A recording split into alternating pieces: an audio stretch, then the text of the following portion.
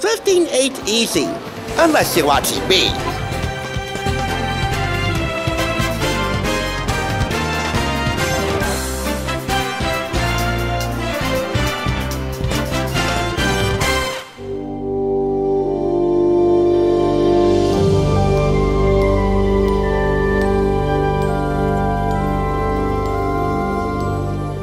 Welcome back! You're watching the Thrift Store Rundown, where we bring Hollywood home on a budget. This week is all about the spirit of flight. We all know monkeys can't fly, but when they're curious, you'll never know how far they'll go to soar. Take George, for example, the inquisitive little simian and good little monkey of record here at TSR.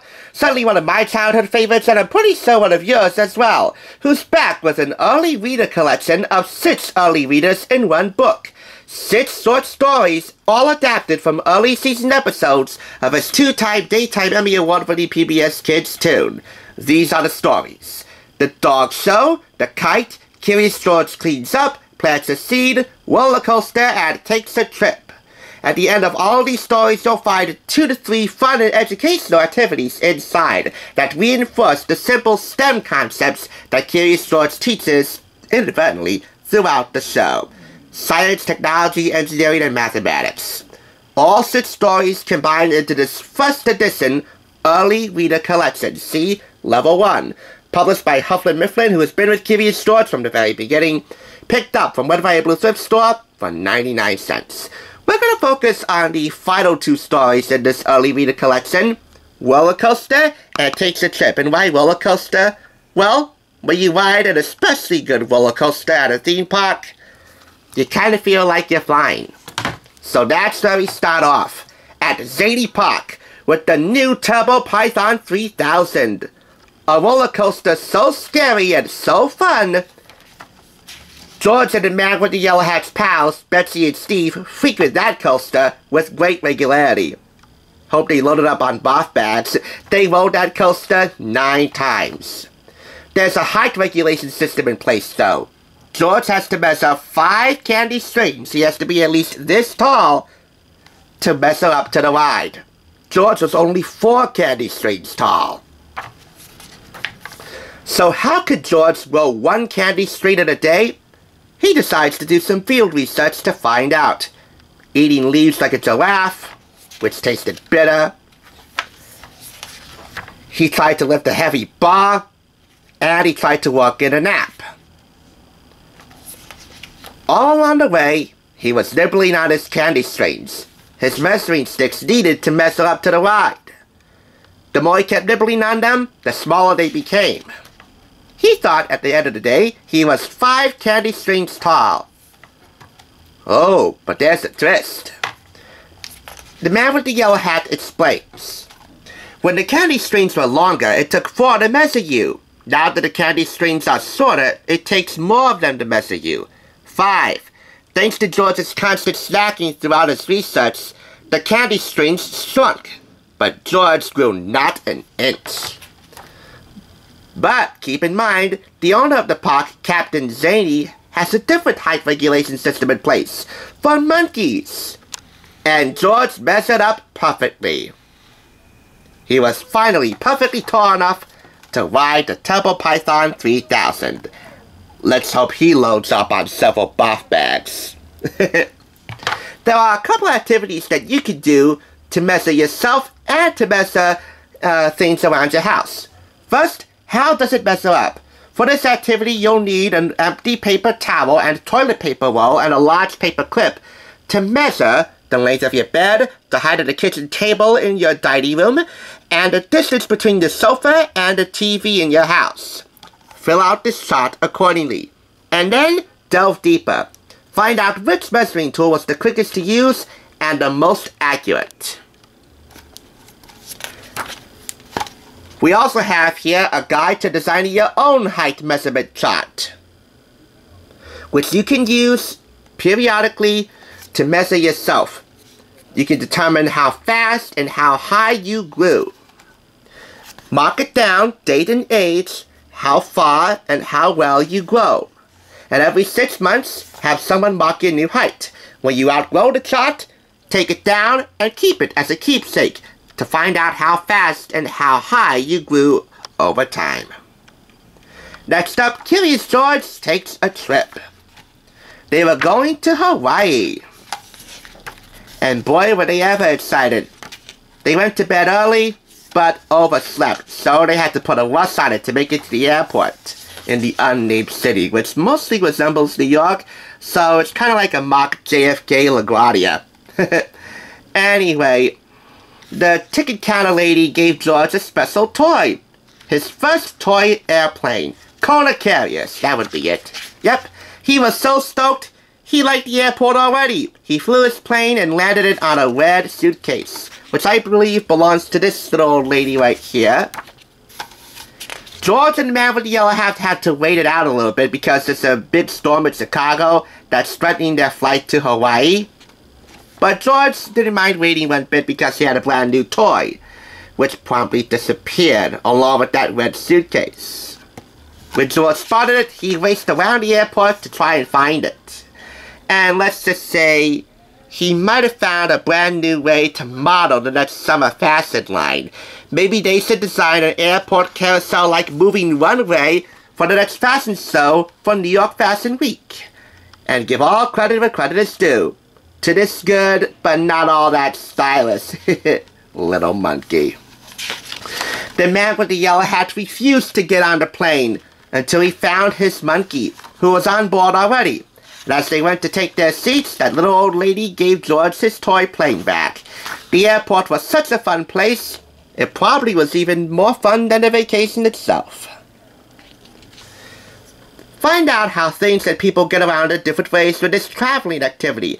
Match the object or person with its mode of transportation. And in our last activity for the book, you can make your very own balloon-powered train or car. You'll need safety scissors, tape, a straw, a toy car or train, and a balloon. Getting there is half the fun. So there's actually a couple more activities to close out this book. Create your very own road map. All the pages are included. The artwork in here almost matches up the storyboards, and the episode stills themselves to the point where you think they may have taken it actually from the episode, screenshotted them, and then placed them in here. A perfect, full-on 5 out of 5 clap rating. For those who are still up in the air about this penny pitching power player, it's time for you to get grounded, because curiosity works its best magic when it takes flight. Hello guys, it's David Romero. I'm gonna be famous. Hello guys, it's me, David Romero. I'm in my country again.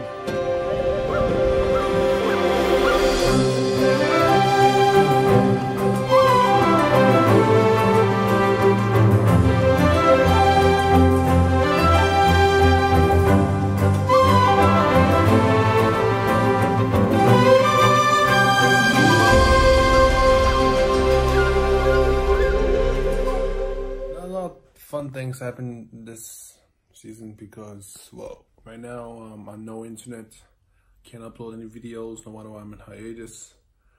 I don't know if this one can do it right now. This is what it looks like. Boring TV,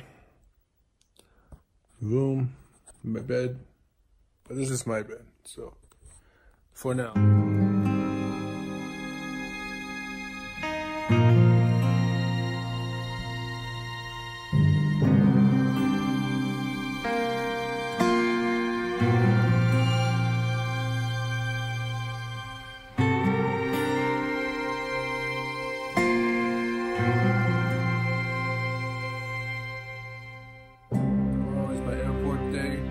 Back to my home country. I know this is boring. I know I like this country, but nothing to do. So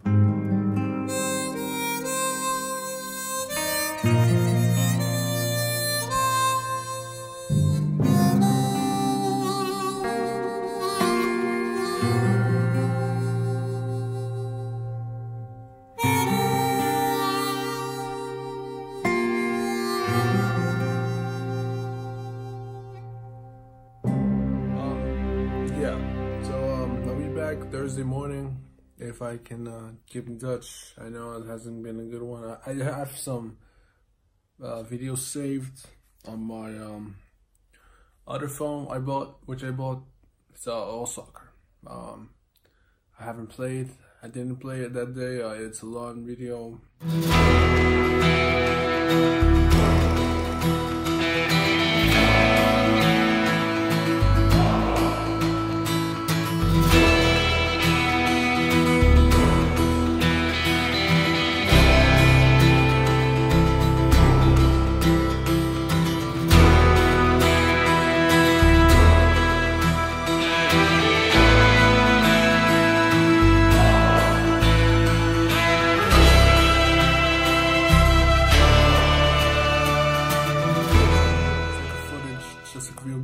But it's a footage. Soccer moment, you know, it's my favorite sport, but I'm not even good at it a little. One more thing. I don't know what it looks like for you. Yeah, this is what it looks like.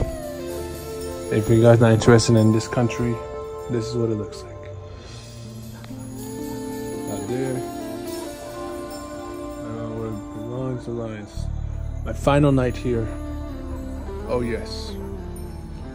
Beautiful night sky. Se for gato eu pego, se for doce eu provo, mas não tenta ser meu dono que não vai rolar. Se for louco eu entro, se for seco eu molho, se for sempre eu tento, mas não tenta me segurar. Vai perder o seu lugar, vai perder o seu lugar. So like, comment, subscribe, and yeah. Good day, guys. They were there.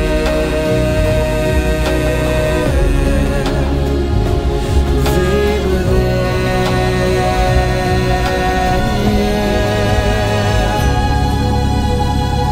And they were not.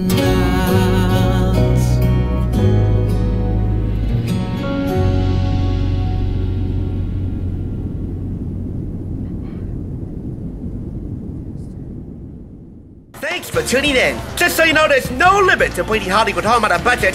Please go ahead and check out another awesome review like this one by clicking here, and make sure you subscribe by clicking here.